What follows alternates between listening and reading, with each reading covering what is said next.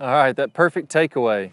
What do we really want to accomplish in a perfect takeaway? Well, ideally, we would like to have our body and our chest rotating quite a bit early in the backswing. That's going to help us to make a bigger shoulder turn and get more power. I'd also like to have the club working fairly well on plane. So as I'm coming back, I want this club to be working up plane. That way it makes it easier to be consistent in the golf swing.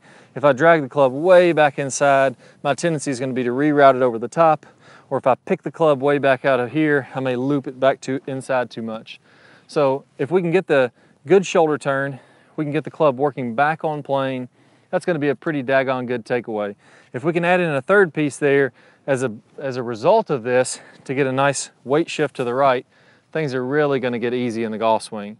So I'm going to break this down for you. I have a very unique drill. We're going to go through 20 reps at a time. If you follow along with this, it's going to help you to make your takeaways so much more consistent and become automatic. Let's go and get started. Now, I've got a ton of great content coming out for you this year. If you don't want to miss out, you're going to need to click that subscribe button down below. That's the only way that you're going to be notified.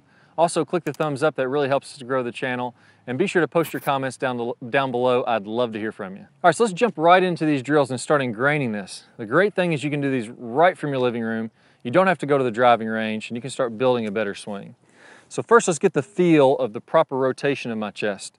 So if I grab my ribs to the side here, as I finish my takeaway, I'd like to have my ribs rotated about 45 degrees. So again, it's that early move off the ball, that early rotation of the upper body. That's going to help us to get what we call the power turn as we complete the backswing and we make this good full shoulder turn all the way to the top. That starts right from the beginning, the first move off the ball. So feel your ribs rotating here until you're about 45 degrees rotated. You'll notice when you do this, you get a little slight weight shift, a little pressure on the inside of your foot as you're doing this. And you'll feel like your arms, definitely my arms aren't doing anything here, but even in the golf swing, I'm feeling like my arms aren't doing much at all in this very early part. Now as I add a club to this, again, I'm just rotating my rib cage and I let my arms swing back as they will. I'm not really doing much with them. My right arm is staying fairly loose and relaxed and straight. My wrists are staying fairly relaxed. Not much going on there. And if I just rotate my ribs, that's going to kind of bring this club back in this position. So I'm just letting that club kind of flow back into that position. I'm not trying to manipulate anything. I'm not trying to set anything into a perfect spot. I'm just letting the rotation of my body kind of guide that club into that general area. And when that happens, you'll see I'm pretty nice on plane here. I've had a good weight shift to the right. That's really good. Now let's do this the wrong way. Now we're not going to move our ribs at all. So instead of rotating, I'm just going to stay dead still. And imagine me taking this club back with just my hands and arms and trying to put it in the right spot. I don't have the momentum of my body. My arms are kind of moving around in different spots every time. I really don't have the tempo and the smoothness to it that I would if I'm rotating my big pieces of my body. So when I just do my arms and don't rotate my ribs, now I'm having to place this club in the perfect spot every time. And it's really hard to do, and I just don't have a flow to this. So start to feel both of those, the correct way and the incorrect way. And then I want you to do 20 reps where you just focus on the rotation of your rib cage and let that club flow into place. Go ahead and do a good 20 reps from there. And then we'll move on to the next piece of the perfect takeaway. So now let's pick up where we left off and talk about those elbows again. Now if I do this properly, you'll notice that my elbows are staying in front of my body. So if I just have a club kind of under my elbows as I rotate back, my elbows are on this side of my body, and I'm just letting those be nice and soft. So again, if we look at the correct way to do this again, finishing here with my clubs parallel, look how my elbows are kind of in front of my body, they're not moving around a ton. That's the correct way of doing this. Let's do 20 reps doing it the correct way and the incorrect way. So the incorrect way would be, again, letting my elbows slide across my body. Now you'll see this right elbow has come way back. I'm doing a lot of wrist and arm action, and I can pull this club in a variety of different directions if I start engaging those elbows. So the correct way, again, elbows soft, keep them in front of your body, and just let the momentum of your body guide that club back versus trying to place that by moving your arms around in a variety of ways.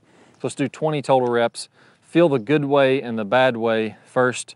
Very little elbow movement versus a ton of elbow movement, so you can feel the difference. And then do 20 reps really feeling like, again, the momentum of your torso is guiding this club back. The weight shift to the right is guiding the club back. You're not trying to manipulate it very much. So we talked about the ribs, we talked about the elbows. Now let's move out farther down the chain to the hands. Now, what I most of the time see players doing when they're trying to get all these angles really nice and everything perfect and moving their body just right is they get really tight with the hands. And if you get tight with the hands, the tendency is to start to pick this club up with the hands, to jerk the backswing, and to really get your tempo all blown out of the water right from the start. What I want you to feel here is as I set up, I want my hands to be extremely soft on this club, like I'm barely holding on to it. And as I rotate my ribs and rotate my body to get this club moving back, my hands are going to remain really soft there. I'm going to go ahead and let the club flow into position. I'm not going to try to guide it into position. I'm just going to let it come back and through. Imagine it's kind of working up a plane of glass here, and I'm just letting it rock back and through on that plane of glass. If the club wants to open a little bit, as it naturally will, the club face wants to open, I'm going to let that happen. Again, I'm not trying to manipulate or guide the club. I'm letting it do what it wants to do. When I see players that are trying to control the club, they'll have the hands tight and they'll want to bring this club back just perfectly on this certain angle that they've pictured in their mind of being right. Don't let that happen. Go ahead and let the club do whatever it wants. There's players with the club a little shut that play fantastic golf that have won on the PGA Tour. There's players with the club a little bit open that have played fantastic golf and won on the PGA Tour. So don't worry about that. Get more of the rhythm and the feel of the swing so we have this nice takeaway. I want you to do 20 total reps, soft hands, let the club work back nice and easy, and it's going to take a lot of the stress out and getting you really loading up the body in the proper way. Okay, so where do I go from here? Now the takeaway is just the start of your swing.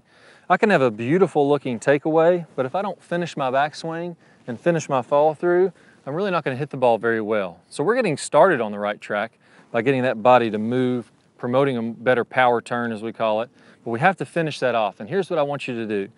As you continue to the top, keep that ribs and your chest and your shoulders rotating to make sure that you get at least that 90-degree turn.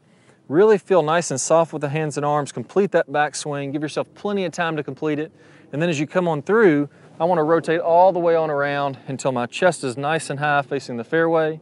My right foot is off the ground and I've let my hips rotate all the way around.